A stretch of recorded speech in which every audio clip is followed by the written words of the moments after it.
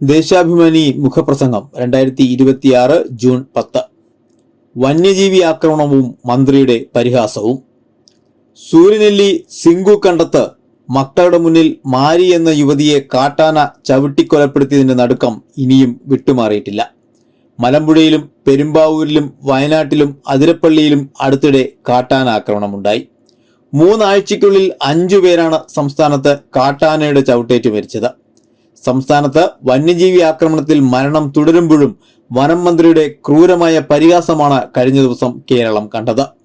മുഖ്യമന്ത്രിയും മന്ത്രിയും മാത്രമേ മാറിയിട്ടുള്ളൂ, ഉദ്യോഗസ്ഥരും ആനയും മാറിയിട്ടില്ല. മന്ത്രിസഭ മാറിയതറിഞ്ഞ് ആന ഇറങ്ങിയതാണോ എന്നറിയില്ല എന്നിങ്ങനെ പോകുന്നു വനം മന്ത്രി ഷിബു ബേബി ജോണിന്റെ പ്രതികരണങ്ങൾ. ഇത് 2ാം തവണയാണ് മന്ത്രി ഈ വിഷയത്തെ വളരെ ലാഘവത്തോടെ കണ്ട് പരിഹാസത്തോടെ മാധ്യമങ്ങളോട് പ്രതികരിച്ചത്. സംസ്ഥാനത്തെ മലയോര മേഖലയിലും വനമേഖലയിലും വന്യമൃഗങ്ങൾ ജനവാസ കേന്ദ്രങ്ങളിൽ ഇറങ്ങി മനുഷ്യരെ ആക്രമിക്കുകയും കൃഷി നശിപ്പിക്കുകയും ചെയ്യുന്നത് അടുത്ത കാലത്ത് വർദ്ധിച്ചിട്ടുണ്ട് എന്നത് യാഥാർത്ഥ്യമാണ്. ഇത് തടയാൻ നിയമനിർമ്മാണം ഉൾപ്പെടെയുള്ള നടപടി സ്വീകരിച്ച മുൻ LDF സർക്കാരിനെ കുറ്റപ്പെടുത്തിയവരാണ് ഭരണത്തിൽ വന്നപ്പോൾ യഥാർത്ഥ കാരണങ്ങളെക്കുറിച്ച് പ്രതികരിക്കാൻ പോലും തയ്യാറാകാതെ വില കുറഞ്ഞ പരാമർശങ്ങളുമായി രംഗത്ത് വരുന്നത്. വന്യജീവി ആക്രമണം തടയുന്നതിൽ പ്രധാന വില്ലനായി നിൽക്കുന്ന വന്യജീവി സംരക്ഷണ നിയമം ഭേദഗതി ചെയ്യാൻ തയ്യാറാകാത്ത കേന്ദ്ര സർക്കാരിനെതിരെ ഒരു വാക്കുപോലും ഇല്ലാതെയാണ് വനം മന്ത്രിയുടെ പ്രതികരണം.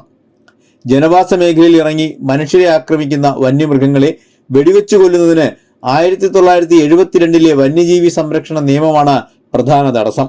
ഇതിൽ ഭേദഗതി വരുത്തണമെന്ന് മുൻ LDF സർക്കാർ പലതവണ കേന്ദ്ര സർക്കാരിനോട് ആവശ്യപ്പെട്ടു. 2024 സംസ്ഥാന നിയമസഭ തന്നെ പ്രമേയം പാസാക്കി അയച്ചു. കാട്ടുപന്നിയെ ക്ഷുദ്രജീവിയായി പ്രഖ്യാപിക്കണമെന്നും ആവശ്യപ്പെട്ടു.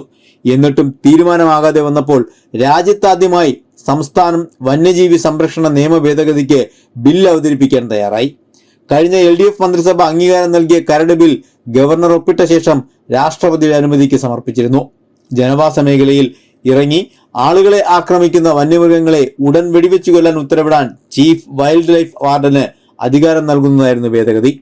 കേന്ദ്ര നിയമത്തിലെ അപ്രായോഗികവും കാലതാമസം വരുത്തുന്നതുമായ നടപടിക്രമങ്ങൾ ഇതോടെ ഒഴിവാക്കപ്പെടുമായിരുന്നു. പട്ടിക 2 വന്യമൃഗങ്ങളുടെ എണ്ണം വർദ്ധിച്ചാൽ ക്ഷുദ്രജീവിയെ പ്രഖ്യാപിക്കാൻ സംസ്ഥാന സർക്കാരിന് അധികാരം നൽകുന്ന വ്യവസ്ഥയും ബില്ലിലുണ്ടായിരുന്നു. ക്ഷുദ്രജീവിയെ പ്രഖ്യാപിച്ചാൽ അവയെ കർഷകന് കൊല്ലുന്നതിന് തടസ്സമില്ലാതാകും. വന്യജീവി ആക്രമണം തടയുന്നതിന് 2022 620 കോടി രൂപയുടെ പദ്ധതികൾ സംസ്ഥാന സർക്കാർ സമർപ്പിച്ചെങ്കിലും ഒന്നുപോലും കേന്ദ്രം അനുവദിച്ചില്ല.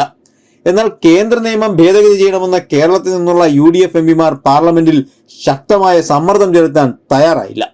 വന്യജീവി ആക്രമണം തടയുന്നതിൽ LDF സർക്കാർ പരാജയപ്പെട്ടുവെന്നും ഭരണമാറ്റമുണ്ടായാൽ ഉടൻ പരിഹാരമെന്നുമായിരുന്നു അന്ന് UDF പ്രചാരണം. എവിടെയെങ്കിലും വന്യജീവി ആക്രമണം ഉണ്ടായാൽ നിലവിലുള്ള കേന്ദ്ര നിയമം അനുസരിച്ച് തന്നെ മൃഗങ്ങളെ കൊല്ലാൻ ചീഫ് വൈൽഡ് ലൈഫ് വാർഡിന് അധികാരമുണ്ടെന്ന വ്യാജ പ്രചരണം കൊണ്ട് ജനങ്ങളെ തെറ്റിദ്ധരിപ്പിക്കാനും UDFകാർ മുന്നിലായിരുന്നു. വനമുള്ള എല്ലാ സംസ്ഥാനങ്ങളിലും വന്യജീവി ആക്രമണം ഉണ്ടായിരുന്നെങ്കിലും കേരളത്തിൽ മാത്രമുള്ള പ്രതിഭാസം എന്ന മട്ടിൽ LDF സർക്കാരിനെതിരെ ജനങ്ങളെ തിരിച്ചുവിടാനായിരുന്നു UDFും BJPയും ശ്രമിച്ചത്.